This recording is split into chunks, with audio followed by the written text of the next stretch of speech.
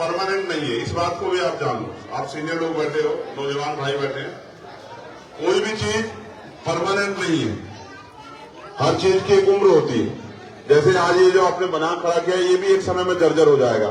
ये जो गुरु घर आपने बनाया, ये भी अगर इसकी देख रेख नहीं करोगे, जल्दी हो जाएगा। देख रेख करोगे तो एक उम्र पे जाके हो ही जाएगा, क्योंकि हर चीज की एक उम्र है। तो जो अधिकार हमें मिले वो आसानी से तो नहीं मिले, लेकिन उन अधिकारों से जो ताकत हमें पैदा हुई है, उस ताकत को खत्म करने का भी प्रयास सरकार के लोग कर रहे हैं। मैं तो पूरे देश में घूमता हूं और मेरी माए बहनें यहां बड़ी संख्या में बैठी हैं। जब मैं इनके चेहरे देखता हूं, इनके हालात देखता हूं, घर देखता हूं, मैं ये महसूस करता हूं कि मकान तो बन गए, लेकिन सब मकानों पे प्लास्टर नहीं हुआ है। प्लास्टर हो गए हैं तो पेंट नहीं हुआ है। और जो सुख सुविधाएं ताकतवर लोगों के जानवर ले रहे हैं, वो सुख सुविधाएं भी अभी तक हमारे लोगों के यहां नहीं पहुंची। अभी भी गरीबी, बेबसी, लाचारी हमारे लोगों के चेहरों पे दिखाई देती है। और जब आप गलियों में जाओगे तो आपको महसूस हो जाएगा, गलियों के साइज बता देते हैं कि इन बस्तियों में कौन लोग रहते हैं। छोटी छोटी गलियां, गाड़ी उसमें अंदर नहीं जा सकती क्योंकि हम पे है ही नहीं। तो हमने उस तरह का सोचा ही नहीं, सरकार ने भी हमारे बारे में नहीं सोचा कि हम उस तरह क्यों करें। लेकिन मैं मानता हूं कि जो 100 सालों में परिवर्तन हुआ, स्पेशली जो परिवर्तन हुआ 75 सालों में संविधान के आने के बाद, अभी वो कागजों में तो है लेकिन धरातल पे नहीं हुआ है। अब हम डॉक्टर, इंजीनियर, IAS, IPS बनने लगे हैं, वकील, जज बनने लगे हैं। अब हम गाड़ियों में साधनों का प्रयोग करने लगे हैं। अब हम सुख सुविधाएं बड़े पैमाने पर लेने का प्रयास करने लगे हैं। लेकिन वहीं एक दूसरी तरफ इन सुख सुविधाओं को खत्म करने का इंतजाम भी किया जा रहा है। अगर हम ये आने वाली पीढ़ी नहीं लड़ेगी तो शायद ये अधिकार नहीं बचेंगे। जिस तरह से आरक्षण खत्म किया जा रहा है, जिस तरह से सरकारी नौकरियां खत्म की जा रही है, जिस तरह प्राइवेट सेक्टर को बढ़ावा दिया जा रहा है, जिस तरह से स्कॉलरशिप खत्म की जा रही है, जिस तरह से स्कूल बंद किए जा रहे हैं, जैसे जैसे हम तरक्की के बारे में सोच रहे हैं, वैसे वैसे हमारी तरक्की को रोकने का इंतजाम भी हो रहा है। आपको जान के बड़ा अचरज होगा, देश के किसान आंदोलन कर रहे हैं। 27 रुपए प्रति व्यक्ति आमदनी है किसानों की। कितने पैसे? 27 रुपए। आप महसूस करो, 27 रुपए में क्या किसानों का घर चल पाता होगा क्या? और मजदूरों के अगर प्रति व्यक्ति आय निकालोगे तो वो उससे भी कम निकलेगी। ये है देश की सच्चाई। ऐसा नहीं देश में पैसे कोई कमी नहीं, लेकिन पैसा एक गठजोड़ बन गया। कैसे? अभी इलेक्ट्रल बॉन्ड, आप सब लोग नहीं समझोगे लेकिन पढ़े लिखे लोग समझ जाएंगे। इलेक्ट्रल बॉन्ड पे अभी सुप्रीम कोर्ट ने पाबंदी लगाई। भैया ये बेटा बैठ जाओ। ये पहले ही कर लेना था मेरे आने से पहले। इलेक्ट्रल बॉन्ड पे सरकार ने, सुप्रीम कोर्ट ने ऑब्जेक्शन लगा दिया। इलेक्ट्रल बॉन्ड इस तरह समझिए कि बड़ी बड़ी कंपनियां पार्टियों को चंदा देती। हम भी चंदा लेते हैं, ऐसा नहीं चंदा लेते, लेकिन हम चंदा लेते हैं उनसे जिनके लिए हम लड़ रहे हैं। क्योंकि मान्यवर काशीराम साहब ने सिखाया, जो सहारा देगा वो इशारा भी दे। तो वो लेती बड़ी बड़ी कॉर्पोरेट सेक्टर, बड़ी बड़ी पूंजीपति जो कंपनियां हैं, उनके मालिकों से चंदा लेती हैं।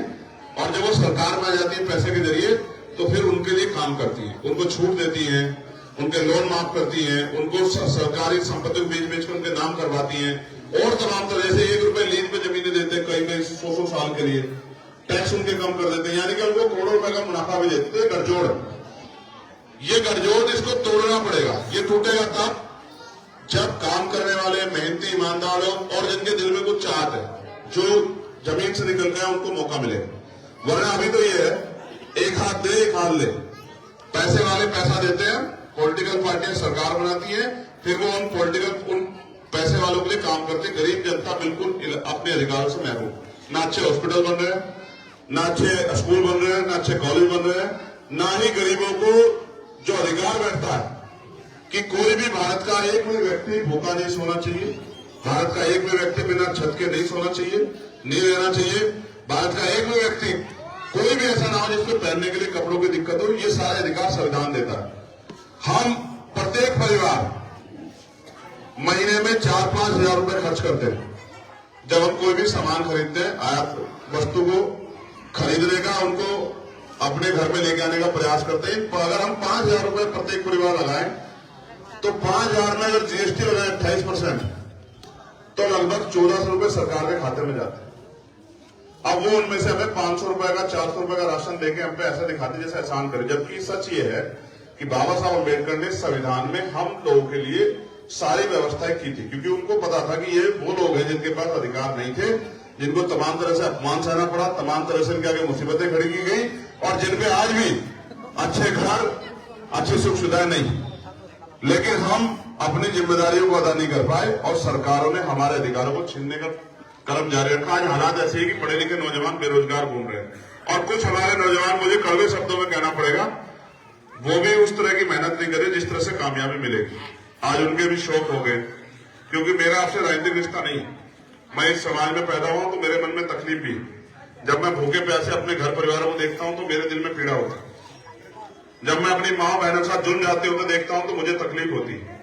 जब उनको मार के लटकाया जाता है, जब उनको अपमानित किया जाता है, जब उनके साथ मारपीट होती है, मुझे तकलीफ होती है। लेकिन क्या इस जवानी के भरोसे आप लड़ लोगे?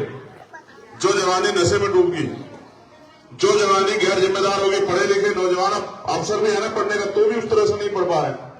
एक तो सरकार चाहती नहीं कि हम लोग पढ़ लें, दूसरा हमारे बच्चे भी उस तरह से कामयाबी की तरफ नहीं बढ़ पा रहे। माँ बाप अगर पढ़ने के लिए कहते हैं तो इनको बुरा लगता है। जब हम तरक्की की तरफ नहीं चलेंगे तो हमारी आने वाली पीढ़ी इस देश में क्या करेगी, आप महसूस करो। अगर कुछ लोग यहां से निकल के नौकरियां प्राप्त किए तो आज उनके घरों में अच्छी रोटी मिल रही नहीं मिल रही है, पता, लेकिन बहुत बड़ा हिस्सा तो ऐसा है जिनके यहाँ कुछ भी नहीं है। आप महसूस करोगे, सुबह उनका आदमी कमाने के लिए ना जाए, उनके परिवार का व्यक्ति, तो उनके घर में आटे की व्यवस्था भी नहीं हो पाएगी। अगर झड़ी लग जाए, बारिश समझते हैं ना हमारे लोग, तो 4-5 दिन की झड़ी लग जाए तो कुछ घर ऐसे हो जाते हैं जिनका चूल्हा भी जलता है। तो ये सारी तरह की समस्याओं से कैसे निजात पाओगे? बाबा साहब ने तो वोट की ताकत दी निजात पाने के लिए, क्योंकि जिनका राज होता है उनके बारे में तो सोचा जाता है, जिनका राज नहीं होता उनके बारे में कोई नहीं सोचता। एक तो हम खुद अपनी तरक्की का रास्ता नहीं चुन रहे, दूसरा दुश्मन भी हमारी तरक्की के रास्तों को कमजोर कर रहा है। तो हमारा भविष्य क्या होगा देश में? ये जो माए बहनें बैठी हैं, इनका भविष्य क्या होगा? आने वाली पीढ़ियों का भविष्य क्या होगा? पढ़ने के अच्छे स्कूल कहां मिलेंगे? इलाज के लिए अच्छे हॉस्पिटल कहां मिलेंगे? और मैं अपनी माओ से कहूंगा, जरूर मुझे देखो इधर, मुझसे इधर देखो, पूरी जिंदगी गरीबी में काट दी, आने वाले बच्चों पीढ़ियों को क्या देखे जाओगे? पहले आप पे मुश्किल से 400-500 का जमीन थी, जिसको आपने, अब परिवार बढ़ते जा रहे हैं। अगले 10-20 साल बाद एक परिवार और खड़ा हो जाएगा, जो नई पीढ़ी आ रही है, उसी जमीन में से बंटवारे हो जाएंगे, तो आप भूखे नहीं मरोगे तो देश में क्या करोगे? खेती अगर आप पे 8-10 बीघे थी, हाल तो है नहीं, बहुत कम लोगों में, लेकिन थी तो वो आगे बढ़ती जाएगी। तो उद्योग आप पे है नहीं, व्यापार आप पे है नहीं, नौकरी आप पे है नहीं, तो आप इस देश में करोगे क्या? तो अभी तो सरकार आपको, जैसे आपने वो देखे जो मुर्गा बेचने वाले लोग होते हैं, तो वो मुर्गे को बेचने से पहले उसको मोटा ताजा करते नहीं करते हैं, तो वो मोटा ताजा करने के लिए उसके आगे वो खूब राशन डालते हैं। अभी सरकार ऐसा हमारे साथ कर रही है कि वो हमें राशन देने लगे और हमारे लोग राशन खा के चैन से पड़ के सोने लगे। लेकिन जिस दिन सरकार का आपसे मतलब निकल जाएगा, फिर क्या होगा? फिर मुर्गों के साथ वही होगा जो मुर्गों के साथ होता है। तो मुझे लग रहा है कि मुर्गे साथ उसी हलाल होने का इंतजार कर रहे हैं। ये लोकतंत्र है, आप अपनी सारी परेशानियों को एक दिन में खत्म कर सकते हैं अगर अपनी ताकत बना लो। आप पूरे, मुझसे करवा अगर सच है, आप पूरे साल भर रोते चिल्लाते रहते हो कि भाई हम पे ये नहीं है, हम पे वो नहीं है, हमारे साथ ये समस्या है, हमारे साथ जुर्म हो रहा है, हमारे बच्चों को रोजगार नहीं मिल रहा है, हमारे लिए अच्छी पढ़ाई की व्यवस्था नहीं हो रही है, हमारे लिए अच्छी सड़कें नहीं है। लेकिन जब मौका आता है तो हम लोग चूक जाते हैं। तो मैं तो पिछले 10 साल से लड़ाई को लड़ रहा हूं, और जो नौजवान भाई है, माए बहनें पढ़ी लिखी, वो भी जानती है कि जहां भी किसी पे जुर्म जाती होती है वहां हम लोग अपना काम बखूबी करते हैं। लेकिन जो हम करना चाहते हैं उसके लिए हमें पॉलिटिकल पावर की जरूरत है। अगर पॉलिटिकल पावर हम पे होगी तभी हम वो कर पाएंगे जो हम करना चाहते हैं। ये तो वो है कि अगर आपके साथ कोई अन्याय हुआ तो उसमें हम आपकी मदद करते हैं, लेकिन अगर आपको आपके लिए अन्याय अवसर तैयार करने, जैसे सरकारें कर रही है अपने लोगों के लिए, तो फिर हमें पॉलिटिकल पावर बनानी पड़ेगी। और जिनके पास पॉलिटिकल पावर नहीं होगी उनको जुल्म जाती अन्याय अत्याचार सहना पड़ेगा, उनके साथ मुसीबतें आएंगी, तो हमें फैसले लेने। ये सब जिम्मेदार लोग बैठे। आप ही बताओ, जब संविधान नेता कोई आता था कि हमारे हमसे ये पूछने के लिए कि आपके पेट भूखे हैं नहीं, या आपको कोई समस्या है क्या? आज संविधान होने के बावजूद में 5 साल चुनाव के बाद हमें कोई पूछता नहीं है। तो हम उन लोगों की परवाह करें जो हमें पूछता नहीं है, हम उन लोगों के साथ खड़े हो जो लोग लड़ रहे हैं। आप बताओ अपने मन से सोच के। ये जो भेड़ बकरे जैसे नौजवान बैठे हैं, भेड़ बकरियां लगे, जिनके मुंह में बोलते नहीं ना, मुझे वो भेड़ बकरियां लगती। बैठो पहले ढंग से बैठो। क्या होगा तुम्हारा भविष्य, मैं सोच के चिंतित हूं। मैं 22 घंटे जागता रहता हूं सोच के कि कल तुम्हें देश में गुलामी जैसा जीवन में जीना पड़ेगा, और तुम लोग अपने बारे में चिंतित नहीं हो। बैठे सब लोग इधर इनको जो मुर्गे उनके खाने दो लोग बैठ जाओ। इधर आओ तो सामने आप जो बात कर रहे इधर निकल के नौजवान इधर आओ, बाहर निकल जाओ, इनको आगे करो, बड़े लोग इनको आगे करो, इधर आओ। भैया सही कह रहे हैं, बैठ जाओ भाई। इसकी तो टेंशन मत लो, लेकिन ना लोकसभा तो भाई साहब जीतेंगे बढ़िया, ऐसे तो रोक ही नहीं गया कोई। लेकिन लोकसभा बैठ जाओ, लोकसभा तो इसमें बढ़िया होकर जीतेंगे।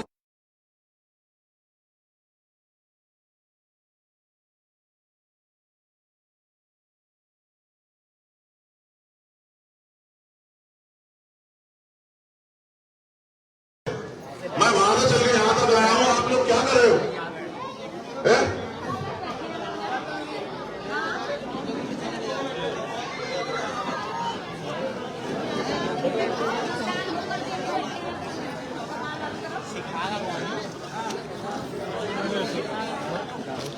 ये बच्चे बैठ जाओ बेटा, बैठ जाओ, ये छोटी बच्ची बैठ जाओ, बैठ जाओ।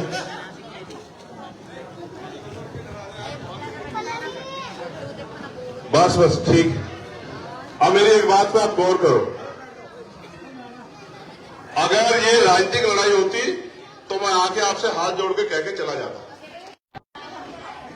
लेकिन ये राजनीतिक लड़ाई नहीं। मैं ये वो समाज है जिसमें मैंने जन्म लिया। अगर इनकी जिंदगी में कोई परिवर्तन नहीं कर सकता तो फिर मेरे काम का कोई फायदा नहीं।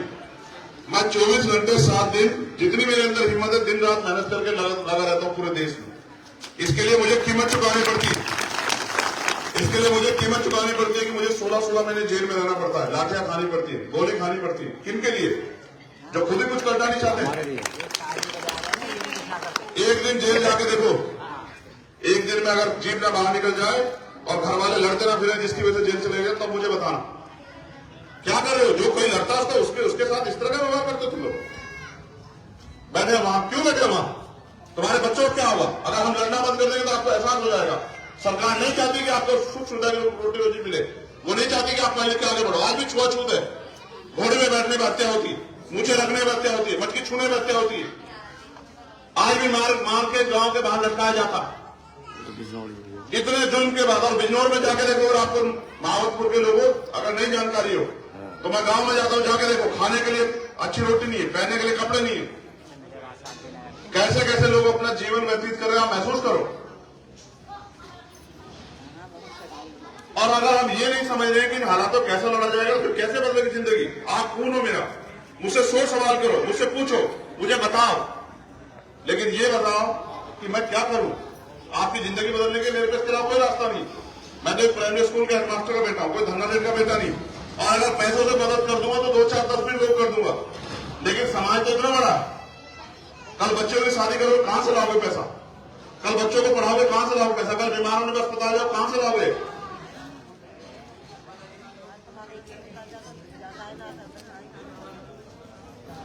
आप महसूस करके देखो, 10 साल बाद क्या होगी हमारी जिंदगी अगर संविधान नहीं रहा?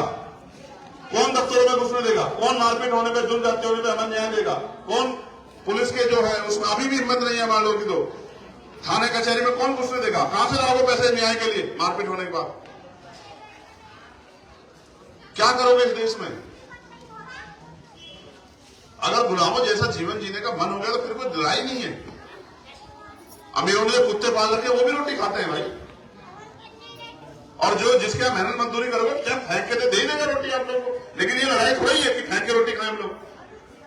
लड़ाई तो ये है कि हम भी स्वाभिमान सम्मान के साथ जिए और हमें भी वो सुख सुविधाएं मिले जो अमीरों को मिल रही। लेकिन लोग कैसे लेने के लिए तो आपको ताकत बनानी पड़ेगी। जो लोग बैठने नहीं सीख पाए वो ताकत बना लेंगे आप।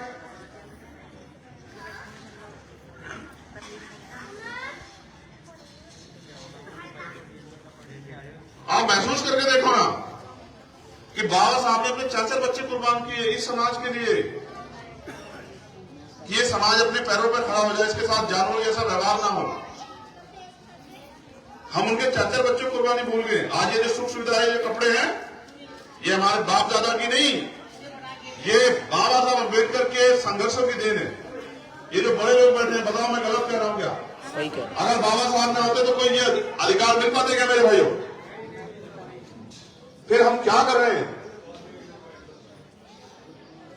आज उनके आंदोलन का क्या? आज उनके अधूरे सपनों का क्या? काशीराम साहब ने पूरी जिंदगी निकाल दी हम लोगों के लिए।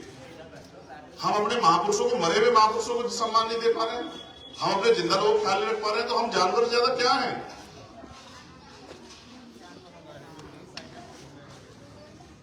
तो इसलिए आपसे कह रहा हूं,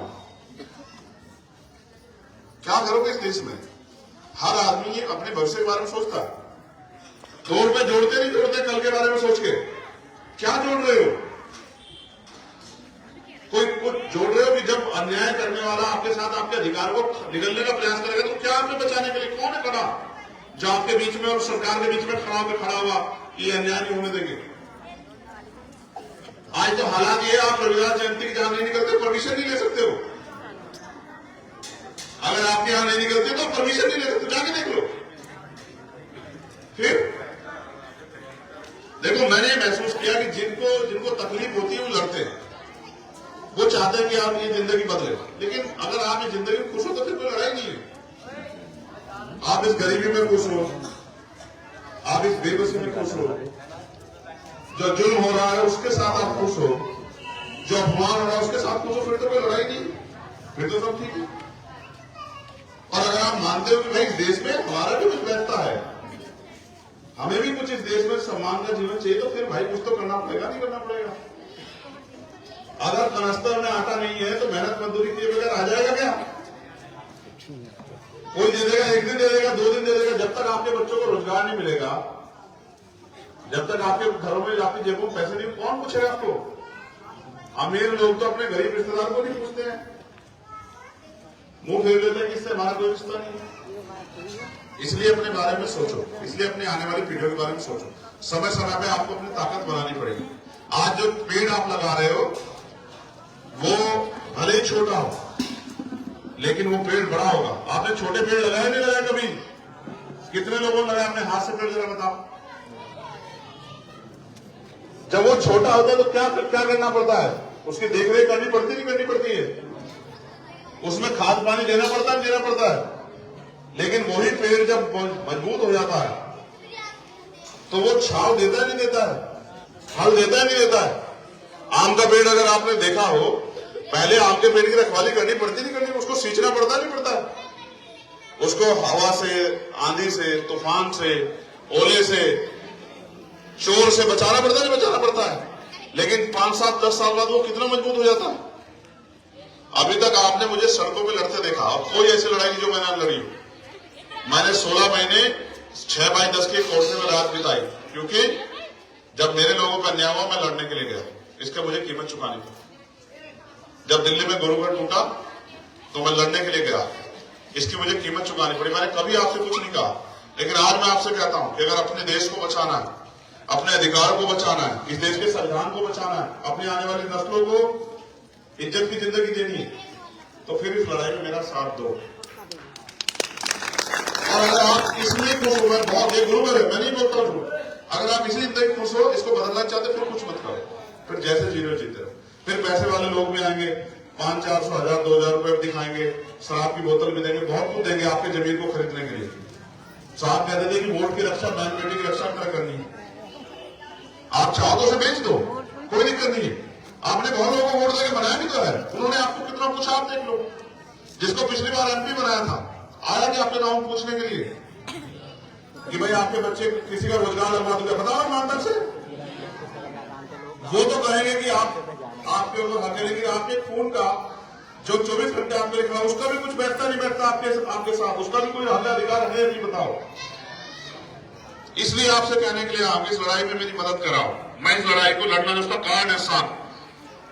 मैं गोली से नहीं डरा, ना मैं गोली से मारा, क्योंकि आपका आशीर्वाद और सतगुरु महाराज का आशीर्वाद मेरे साथ है। लेकिन कब तक हम लोग इस देश में गरीबी बेबसी के साथ जीते रहेंगे? कब तक हम जुर्म जाति सहते रहेंगे? हम भी तो इंसान है ना, हमें भी इंसान जैसी सुख सुविधा दलित पिछड़े वर्ग के लोगों को भी मिलनी चाहिए। वो मिलेगी कैसे? जब हम पे ताकत होगी। कहते हैं जिनके पास दल नहीं होता उनका बल नहीं होता, जिनके पास बल नहीं होता उनकी समस्याओं का हल नहीं होता। अपनी समस्याओं को हल करना तो बल पैदा करो। बल होगा लोकतंत्र में वोट से। अगर आप चंद्रशेखर आजाद को मजबूत करोगे तो फिर आप मजबूत होंगे, और अगर आप ऐसे नेताओं को मजबूत करोगे जो 5 साल चुनाव के बाद नहीं आते, तो आप ऐसे हालातों में रहोगे जैसे आप हो। और एक कहावत है बहुत अच्छी कि अजमाए में को अजमाओगे तो वही मिलेगा जो मिलता है। अगर उसी में खुश हो तो फिर कोई दिक्कत नहीं।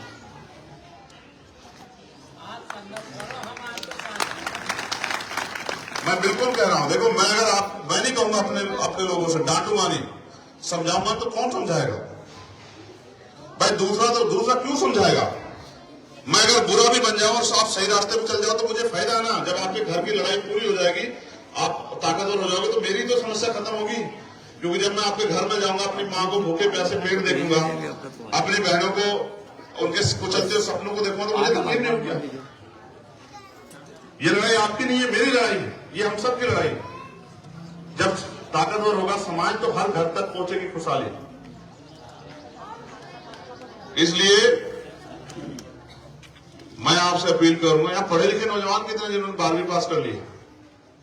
एक कई सारे है कहीं नौकरी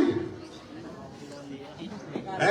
ये नौकरी के बारे में सोचो, है कहीं नौकरी? आगे मजदूरी करने गए, अगर मजदूरी ना करें तो घर नहीं चल सकते। नहीं चलना नहीं, खुरपे दांते का समय चला गया। आपको भी कह रहा हूं, हम कब तक खुरपे दांते लेके दूसरों खेतों में घास काटते रहेंगे, पशु पाल के दूध बेच के घर चलाते रहेंगे? अब तो हम पढ़ लिख लें, अब भी हम वही काम करें तो हमारी नालायकी है, उनकी नहीं है। हमारे नेताओं ने भी हमें धोखा दिया है। अगर हमारे नेता चाहते और वो रोजगार की व्यवस्था करते तो बहुत सारे परिवार खुशहाल हो जाते।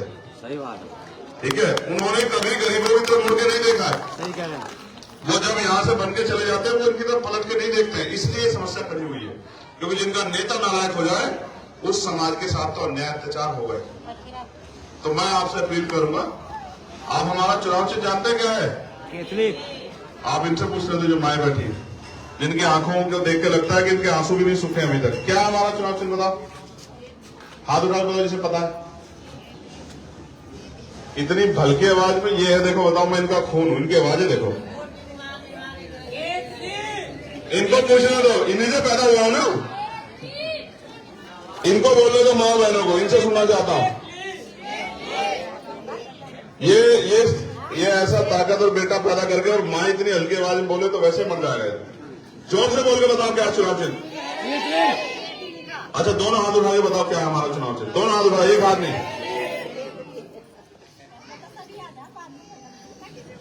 आपका बेटा है यहाँ पे?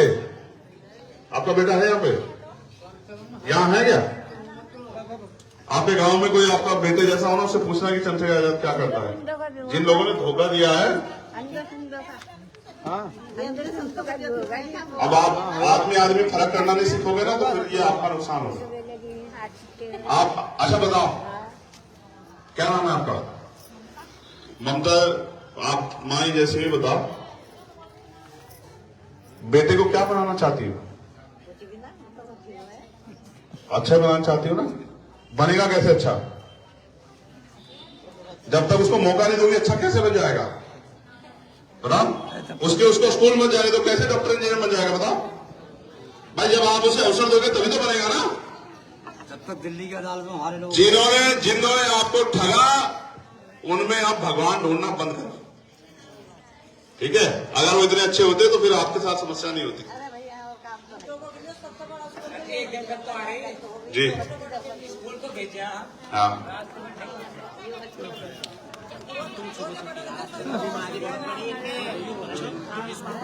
कोई बात नहीं, सारे ठेकों का इलाज हो जाएगा। लेकिन आप मन पक्का करो, सतगुरु समनदास जी महाराज ने लाखों लोग छुड़वाए, जिन्होंने मन से छोड़ दिया। मन से छोड़ने का ठेका फिर आपसे कहूंगा कर भी है। किसी की बहन बेटी जा रही है और आप अगर सच्चे हो तो उसको नुकसान ना पहुंचा तो कुछ भी नहीं होगा। अगर आपके मन में मैल नहीं है ठेका है, ठेका पकड़ता है आपको, आओ आओ इधर बाहर निकल जाते हैं ठेका, क्या आओ इधर। नहीं सर, गलत है। जो लोग नहीं पीते उनका ठेका क्या बिगाड़ता है? आप मेरा बिगड़वा दो ना ठेके में कुछ, मैं यहीं से जाऊंगा। देखो आप समझ रहे हो? देखो अगर फिर ये भी एक गलत बात है, अगर सदगुरु रविदास जी महाराज कह गए तो खूब ठेके में शराब पी, बाबा साहब अम्बेडकर कह गए हो तो खूब शराब पी। मैं आपको बताता हूँ शराब क्यों पीता गरीब। गरीब इसलिए पीता है कि जो उसके दिल में दुख तकलीफ है वो कम हो जाए। शराब पी के उसको ऐसा लगता है कि कोई दिक्कत नहीं, अब सब ठीक है, खुश हो जाता है थोड़ी देर के लिए, ठीक है। अमीर इसलिए पीता है कि उसके उसमें इतने साधन संसाधन है, वो सोचता है कि नींद कैसे आएगी, इसलिए अमीर पीता। गरीब इसलिए पीता है कि उसको नींद आ जाए, कि उसको तकलीफ महसूस ना। सच ये है, अगर खतरे को देख के, जैसे कहावत के तौर पर कहता हूं, बिल्ली को देख के कबूतर रेत में सर घुसा ले तो खतरा कम नहीं होता, खतरा जुगा तो रहता। शराब पी के खतरा नहीं कम होगा। मेरे भाइयों से पूछो ना, शराब बुलाती है आपको? ईमानदार से बताओ। ये आपको देख के सीखे हैं सर। जब आप पी के घर जाते हैं ना, इनको भी लगता है कि आप पीते हैं तो कुछ तो अच्छा होगा इसमें। आप समझते हो? हम 1000 रुपए कमाते हैं 5 दिन में, तो 300-400 रुपए शराब पर लगाते हैं। ये नहीं सोचते कि बेटी को कुछ चाहिए, कपड़े या और कोई सामान, पत्नी को कुछ चाहिए, ठीक है। ये है सच। अपने अंदर परिवर्तन करना पड़ेगा। विचार क्या है? विचार बदलाव तो करते हैं। बुद्ध ने क्या किया, रविदास जी ने क्या किया, कबीरदास जी ने क्या किया? किसी को पैसा थोड़ा दिया। गुरु समनदास जी ने क्या किया? पैसा दिया किसी को? नहीं, समझाया कि भाई बुराई छोड़ दो। और देखो कितने लोग सुधर गए। मैं भी आपको समझा ही सकता हूं। अभी जिस दिन ताकत होगी तो करके दिखाऊंगा। फिर आपके घर भी ऐसे नहीं होंगे टूटे फूटे जो बने हुए, फिर आपके घर ऐसे होंगे जैसे महल दूसरे लोगों के बने हुए, ऐसा आपके भी घर ऐसे होंगे। चिंता मत करो, समय बदलेगा। ये समय का चक्कर ऐसे घूमता है। आज अगर कमजोर है हमेशा नहीं रहेंगे। आज अगर जवान हूं तो हमेशा जवान नहीं रहूंगा। अगर आज कमजोर हूं तो कमजोर नहीं रहूंगा। 10 साल में आप लोगों के आशीर्वाद से आप देखना, और ये नहीं कहता एक दिन में बदल दूंगा, लेकिन अगर जिंदा रहा 10 साल में आप देखना कि कोई मां भूखे पेट नहीं सोएगी, कोई ऐसा नहीं बचेगा जिसके सर में छत की दिक्कत। और छत भी ऐसी नहीं कि जैसे जानवरों के ऊपर डाल दिया, ऐसी छत जैसे देश के अमीर इस छत को भोग रहे। कोई भाई ऐसा नहीं बचेगा जिसकी जेब में पैसे ना हो, ठीक है। और बिजनौर की तरक्की तो मेरे दिल से जुड़ी हुई। एक माँ होती है जो जन्म देती है, एक माँ होती है जो पालती पोसती है, जो रखवाली करती है। ये मेरी रखवाली वाली माँ। मैं अपनी माँ की रक्षा करना जानता हूँ। जिससे जन्म लिया उसको ताकत देना जानता हूँ। मैं पहली बार आया आप लोगों के बीच में इस उम्मीद के साथ कि आप इस लड़ाई मेरी मदद कराओगे। आपने सबको आजमा के देख लिया। अब मैं आपसे पूछ रहा हूँ, क्या मदद करोगे नहीं करोगे? ऐसा तो कोई पैसे वाला आ जाए उसका भी भूल जाओगे। पार्लियामेंट भेजेंगे। आप भी बताओ जो इधर बैठे हैं, क्यों भाई मदद करोगे नहीं करोगे? दोनों हाथ उठा के बताओ जो मदद करेंगे। वो कहाँ है? ये देखो हमारा चुनाव से देखो क्या पहले देख लिया आपने। ये इसको वोट दोगे तभी चंद्रशेखर ताकतवर होगा। इसको घुमाओ। ये देखो क्या लिखा हुआ बताओ। जैसा मैंने आपको शुरू में कहा कि एक हाथ दो, पूंजीपतियों से पैसा लेके भाजपा के लोग सरकार चला रहे हैं, फिर पूंजीपतियों के लिए काम कर रहे हैं। जब हम आपके लिए काम करना चाहते हैं, स्वाधीन के साथ काम करेंगे। तो ये लड़ाई है, सहयोग है। इस केंद्रीय में ढक्कन खोल दो, चाहे आप 1 रुपए का सहयोग करो, क्योंकि जिनके से लड़ रहे हैं ना उनके पास बहुत पैसा है, उनके पास पूरी मीडिया है, उनके पास माफिया है, उनके पास बहुत ताकतवर लोग हैं, साधन संसाधन है, उनके लोग भी पैसे वाले। चाहे आप 1 रुपए की मदद करो, लेकिन इसमें मदद जरूर करो जिससे मेरा हौसला बढ़े। यही रखो इनको वो पोलिंग बूथ तक जाना चल के, यहाँ हटा तुम लोग, यहाँ को यही आने दो चल के। ये इनकी मेरी संयुक्त लड़ाई है, ये मेरी अकेले की लड़ाई नहीं है। चाहे 1 रुपए का सहयोग करो, आपका 1 रुपया मेरे लिए लाखों रुपए से बड़ा, चिंता मत करो, लेकिन सहयोग करो जिससे कि मैं उनसे टकरा पाऊं जिनसे मुकाबला है। और 1 रुपया देते हुए ये मत सोच रहे कि ये छोटा है, ये समझ रहे कि हम अपने बेटे को दे रहे हैं। आपका 1 रुपया मेरे लिए लाखों रुपए से बढ़ के। जब